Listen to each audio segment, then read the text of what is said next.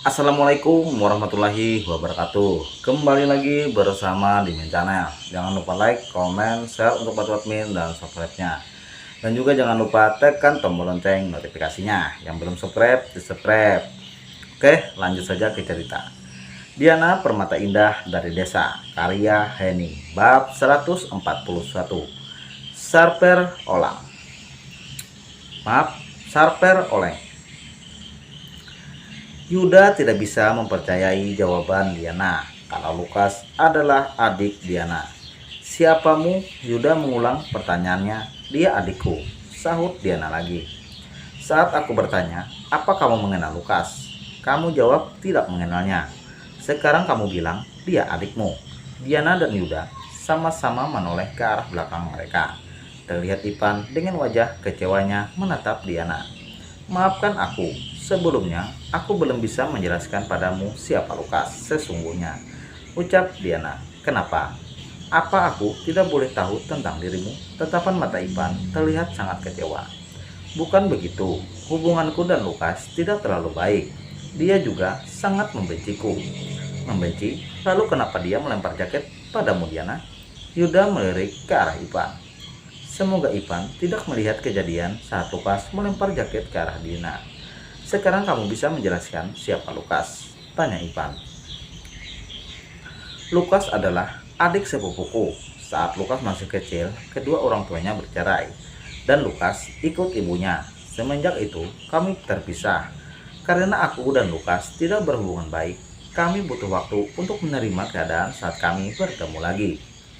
Ipan berusaha menerima penjelasan Diana.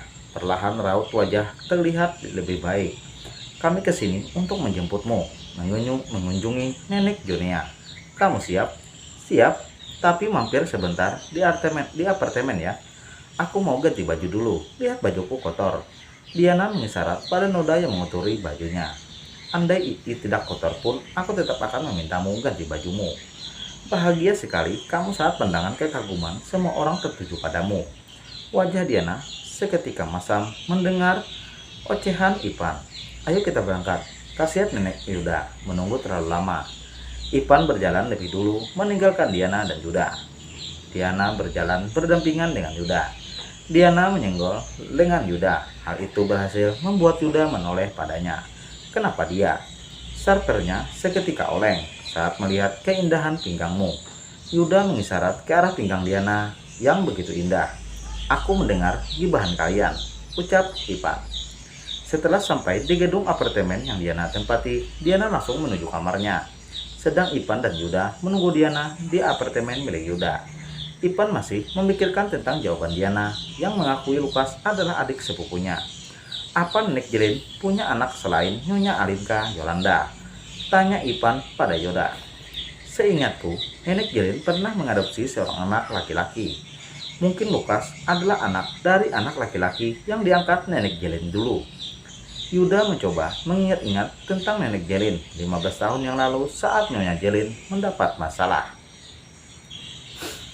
Aku kurang tahu masalah yang dialami Nenek Jelin.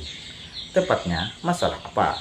Tapi saat itu, anak adopsi Nenek Jelin juga mengalami musibah di kecelakaan. Menurut kabar, anak angkat Nenek Jelin cacat setelah kecelakaan yang dialami. Tolong minta Dilah cari informasi lengkap tentang Lukas. Pinta Ipan. Yuda segera mengetik pesan perintah dari Ipan dan mengirimnya pada Dilah. Aku sangat penasaran tentang Diana. Tapi entah kenapa sampai sekarang aku belum bisa menembus info tentang Diana, ucap Yuda. Tok tok tok. Suara ketukan pintu membuat Yuda mengakhiri ceritanya. Perlahan pintu terbuka dan memperlihatkan sosok cantik Diana di antara pintu. Aku sudah selesai, ucap Diana.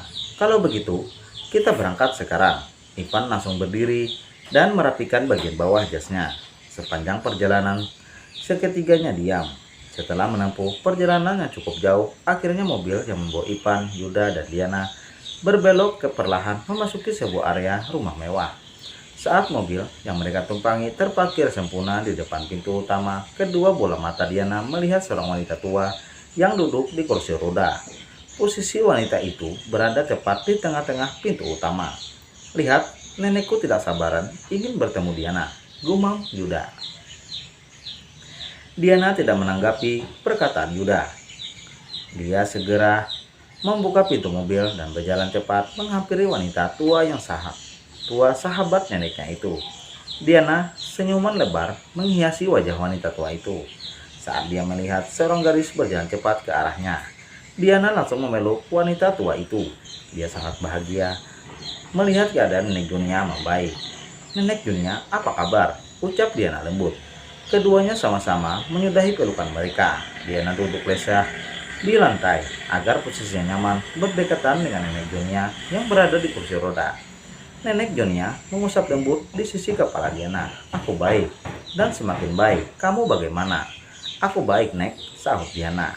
"Sepertinya ada yang melupakan diriku karena dia menemukan cucu yang lain." Yuda memasang wajah sedih. Pas Yuda sengaja pura-pura mengeluarkan isi hidungnya. Bawa nenekmu ini ke dalam yurt. Masa aku menjamu tamu di teras rumah seperti ini?" ucap Nenek Junia. "Biar aku saja, Nek." Diana langsung bangkit dan mulai mendorong kursi roda Nenek Junia masuk ke dalam rumah, diikuti oleh Ipan dan Yuda. Sesampai di ruang tamu, terlihat sosok yang tidak asing. Diana berusaha bersikap santai, walau kesan pertemuan pertamanya dengan Desi, ibu Yuda, sangat tidak menyenangkan. Desi juga terlihat canggung, walau Diana tidak mempergerakkan dirinya. Desi sangat malu menegakkan wajahnya untuk menatap Diana, apalagi menyapanya. Dia semakin sungkan. "Diana, perkenalkan, itu Desi, anakku, dan itu suaminya Thomas.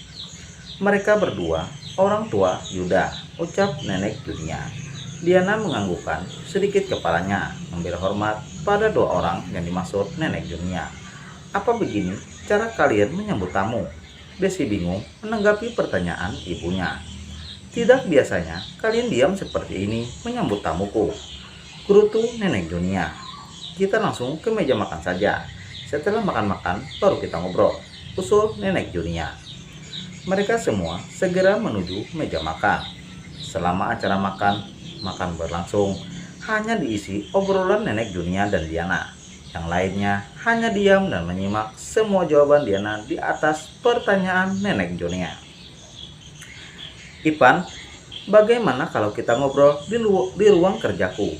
Mumpung kita punya waktu luang, kita bisa bahas santai masalah perusahaan," ajak Thomas. Ipan meminta waktu sejenak untuk menghabiskan air minumnya. "Diana, bagaimana kabar nenekmu?" tanya Nenek Junia. "Nenekku baik-baik saja," sahut Diana. Mendengar pertanyaan Nenek Junia yang menanyakan perihal Nenek Jelin, Ipan menoleh ke arah Yuda. "Untuk bisnis, sebaiknya kita bicara saat jam kerja, Om. Saat ini waktu kebersamaan dengan keluarga. Sangat jarang kita bisa seperti ini," kilah Ipan. "Aku suka pendapatmu, Ipan." Pandangan Nenek Junia kembali tertuju pada Diana. "Kalian tinggal di mana? Sejak lama nenekmu menghilang bagai ditelan bumi. Aku selalu merindukannya, Diana." "Kami tinggal di desa," sahut Diana. "Apa aku boleh mengunjungi nenekmu? Aku sangat merindukannya," ucap Nenek Junia. "Tentu saja, Nek. Aku akan membawa Nenek Junia menemui nenekku. Kalau aku sudah libur kuliah, bagaimana?" Diana tersenyum manis. "Aku tunggu waktu itu tiba," ucap Nenek Junia.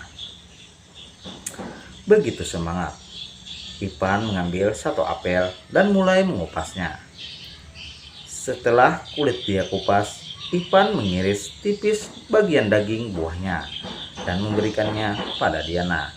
Nenek Junia sangat bahagia melihat Ipan dan Diana. Ting, handphone Ipan menerima pesan baru. Ipan segera memeriksa pesan itu.